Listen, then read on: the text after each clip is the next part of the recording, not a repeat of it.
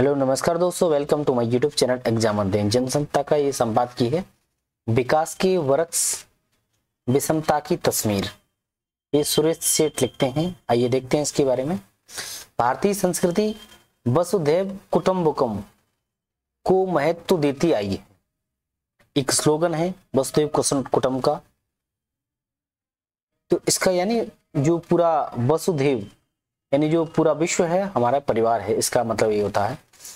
यहाँ पर लिखा हुआ है कि वसुधैव माने वसुधा, जो अपनी धरती रहती है, पूरा पृथ्वी रहती है, पूरी धरती और उस पर बसने वाले सभी देश और उनके नागरिक एक परिवार है। इसका प्रॉपर यदि अर्थ देखा जाए तो ये होता है वसुधैव कुटुंबकम का क्या अर्थ हो जाता है, पूरी धरती और उस पर बसने वाले सभी देश और उनके नागरिक एक परिवार हैं। अगर एक कुटुंब में कोई कमजोर है, कोई रोगी है, तो उसको फिर से स्वस्थ करना और उसकी सहायता करना इस कुटुंब का कर्तव्य है। तो उसको फिर से स्वस्थ करना, उसकी सहायता करना इस कुटुंब का कर्तव्य है। अर्थशास्त्र में भी कहा जाता है कि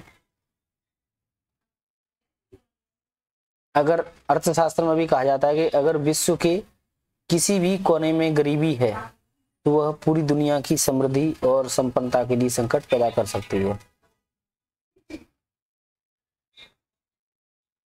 पूरी दुनिया की समृद्धि और संपत्ति, देखो क्या है वसुधैव कुटुंबकम।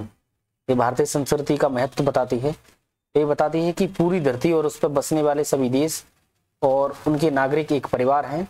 अगर कुटुंब में कोई कमजोर होता है या कोई रोगी होता है तो उसको फिर से स्वस्थ करना और उसकी सहायता करना इस कुटुंब का कर्तव्य होता है। अर्थशास्त्र में भी कहा जाता है कि अगर विश्व के किसी भी कोने में गरीबी है तो पूरी दुनिया की समृद्धि और संपन्नता के लिए संकट पैदा कर सकती है। यह बात कितनी सच है कि यह 21वीं सदी में इस अपाधापी वाले युग में नजर आने लगी है। किसी समय तीसरी दुनिया के उभरते हुए देशों को सहारा देने और उनके व्यवसाय को प्रगति देने के लिए समृद्ध देश अपना कंधा भिड़ा देते थे। कहीं उन्हें कर में रियायत मिल जाती, कहीं अनुदान मिल जाता और उनके पिछड़ेपन को दूर करने का प्रयास होता था। इसके लिए अंतर्राष्ट्रीय फलक पर कई वैश्विक मंच स्थापित किए गए हैं। निश्चय ही इन मंचों को स्थापित करने में अमेरिका और पश्चिमी देशों का योगदान रहा है, लेकिन धीरे धीरे उनका अपना स्वार्थ प्रबल होता चला गया। भौतिकता के इस युग में केवल अपना घर ही नजर आने लगा, दूसरे का गिर जाए तो भी क्या। वैश्विक पटल पर कुछ वर्ष पहले डोनाल्ड ट्रंप उभरे और उन्होंने अमेरिकियों के लिए नारा दिया।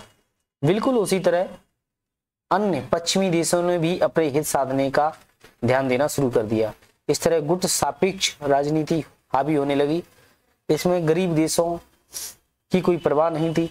परिणाम ये हुआ कि सभी अंतर्राष्ट्रीय मंचों पर तीसरी दुनिया के उभरते देशों को आर्थिक सहयोग मिलना बंद हो गया। समृद्ध देश अपने पुराने वादों से मुकरने लगे। जलवायु परिवर्तन के लिए बहुत बड़े संकट के रूप में सामने आ रहा था, तो पश्चिम देशों का रुख था कि इसका मुकाबला करने के लिए अधिक राशि देंगे, लेकिन बाद में वे इससे मुकर गए। उन्होंने यह भी चाहा कि जो प्रवासी उनके देश में आ गए हैं उन्हें वापस उनके देश में भेज दिया जाए। ऐसा हुआ भी। अमेरिका ने यह कदम उठा लिया है, जिसे पूरी दुनिया ने देखा भी। फिर शुरू हो गया शुल्क संग्राम हो गया कि हम पिछड़े हुए देशों से जो सामान मंगवाते थे उन पर अब अधिक शुल्क नहीं देंगे, बल्कि संबंधित देश के बराबर या उससे अधिक शुल्क लगाएंगे।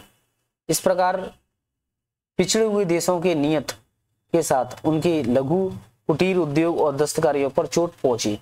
जो देश पिछड़ गए थे उनकी परवाह किए बगैर समृद्ध देश अंतरिक्ष में संसार बसाने की बात करने लगे। अपने स्थानीय नागरिकों के लिए सुनहरा संसार रचाने को प्राथमिकता देने लगे। इसकी चोट अगर गरीब देशों को पहुंचती है तो पहुंचे।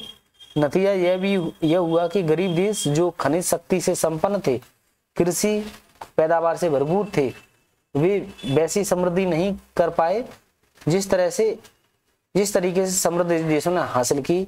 और नई आर्थिक उड़ानें भरी। भारत का भी यही हाल है। घोषणा की गई कि हम आर्थिक क्षेत्र में तीसरी महाशक्ति बनने जा रहे हैं। वर्ष 47 तक शायद हम दुनिया के सबसे बड़ी महाशक्ति बन जाएंगे। यह सपना निश्चय ही अमेरिका और चीन को पछाड़ने का है, लेकिन दुनिया के गरीब देशों को देखते हैं तो पाते हैं कि असमानता यहाँ आज भी कायम है। अमीर और गरीब के बीच खाई बढ़ती जा रही है। भारत को अपनी विकास गति का अभिमान है। यह कहते हुए नहीं तकते हैं कि हमने दुनिया में सबसे तेज आर्थिक रफ्तार हासिल की है, मगर इसका भी यही हाल है। कहा जाता है कि भारत एक अमीर देश है जिसमें गरीब बसते हैं। भारत एक अमीर देश है जिसमें गरीब बसते हैं। ये गरीब सस्ते राशन के लिए शायद अनंत काल तक कतार लगाएंगे। अभी संयुक्त राष्ट्र की खाद्य सहायता एजेंसी की एक रिपोर्ट आई है। इसमें एक बहुत गंभीर संकट की ओर इशारा किया गया है कि समृद्ध देशों ने अंतर्राष्ट्रीय खाद्य सहायता कार्यक्रम का वित्त पोषण करने से इनकार कर दिया है। इससे फिलहाल कुछ गरीब देशों में भुखमरी के खिलाफ लड़ाई प्रभावित हो सकती है। समृद्ध देशों के द्वारा हाथ खींचने के कारण कम से कम 6 देशों में करोड़ों लोग भुखमरी की चपेट में आ गए हैं। करीब 1.4 करोड़ लोग ऐसे हैं जो अभी भी भुखमरी के कगार पर हैं। इसमें अफगानिस्तान, कांगो, हैती, सोमालिया, दक्षिण सूडान और सूडान। यही नहीं, भारत में भी लाखों लोगों की जीवन रेखा बीमारी, बेरोजगारी, भ्रष्टाचार, महंगाई से टूटती हुई नजर आ रही है। उस विकास दर के बढ़ने का क्या फायदा जहां विकास अंतिम पायदान पर खड़े व्यक्ति तक नहीं पहुंच पा रहा है। भारत जैसे देशों में यथास्थिति दिख रही है। भारत का एक भाग जिसे आधुनिक या समृद्ध कह सकते हैं, वह तेजी से विकास की दौड़ लगा रहा है, जब 3/4 आबादी पिछड़ गई है। भुखमरी की परिभाषा बदलकर लोगों को भुखमरी से बाहर आने की घोषणा बेशक कर दी जाए, लेकिन सच यही है कि बेरोजगारी और अंधकारमय भविष्य का संकट सामने है। फिर भी कुछ देशों ने अंतर्राष्ट्रीय सहायता कार्यक्रम के लिए 40% से कम वित्त पोषण का फैसला लिया है। यानी इसका अनुमानित बजट अगर $10 अरब था तो अब यह घटकर करीब $6 अरब रह जाएगा। दूसरी ओर इस समय वैश्विक ताप संकट से पूरी दुनिया मंडरा रहा है। वैश्विक ताप संकट, ग्लोबल वार्मिंग। गरीब देशों की अर्थव्यवस्था पहले से मुश्किल में है। वही समृद्ध देशों ने वादा खिलाफी कर जलवायु संकट से लड़ने के लिए अतिरिक्त राशि देने से इनकार कर दिया है। अमेरिका ने अपने शुल्कों में भी कोई राहत नहीं दी है। नतीजा ये हुआ, तीसरी दुनिया के देश बेहाल है। प्रदूषण से संघर्ष करने का संकल्प पूरा होता नजर नहीं आ रहा है। अब एक अजब विसंगति पैदा हो गई है कि एक और विकास यात्रा है जिसे निरंतर गति देने के लिए अनुसंधान, कृत्रिम मेधा शक्ति और इंटरनेट ताकत की जरूरत है। वहीं दूसरी ओर अगर करोड़ों गरीबों की ओर देखते हैं तो उनके लिए रोजी रोटी की व्यवस्था क्या है? उनको क्या केवल लंगरों से रोटी मिलेगी? भूख से न मरने देने की उन्हें गारंटी तो दे दी, लेकिन रोजगार की गारंटी नहीं दी। यह अधुनातन वैज्ञानिक क्रांति की बातें करते हैं, लेकिन भावी पीढ़ियों की आधुनिक शिक्षा क्रांति कहाँ है? भारत के करोड़ों युवा आज भी पुराने ढंग से शिक्षा के चक्रव्यूह में क्यों घिरे हुए हैं? कृत्रिम मेधा शक्ति, आर्टिफिशियल इंटेलिजेंस के बारे में बात करें, इसकी बातें करने के बावजूद हमने पाठ्यक्रम क्यों नहीं बदला? उनका मार्ग निर्देशित करने वाले निपुण अध्यापक कहाँ हैं? इस तरह से ज्ञान का जो शून्य पैदा हो रहा है, वह इन सरपट दौड़ती हुई आर्थिक प्रगति के बीच क्यों कहीं पीछे छूट गया है? इस शून्य को भरने के लिए क्या एक क्रांतिकारी सोच की जरूरत नहीं है? यह सोच संतुलन की है, संस्कृति के आदर्शों के साथ आर्थिक प्रगति के संतुलन की है। भौतिकवाद की कड़वी सच्चाइयों से जूझने के बावजूद अपने आदर्शों और अपनी कीमत को बनाए रखने की है। भारत यह संतुलन बना ले तो निश्चित ही विश्वगुरु बन सकता है, जिसका सपना 2047 के लिए देश का नेतृत्व दिखता है। मगर रोजी रोटी की गारंटी के बिना सपनों का यह उड़ान किस काम की है?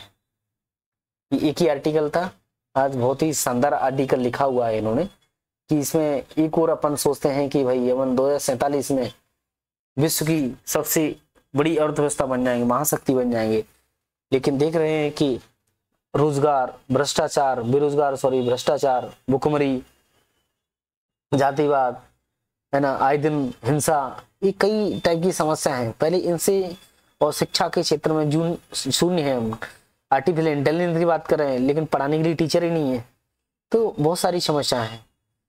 तो इसी को ध्यान में रखते हुए थैंक यू। जय हिंद, जय भारत।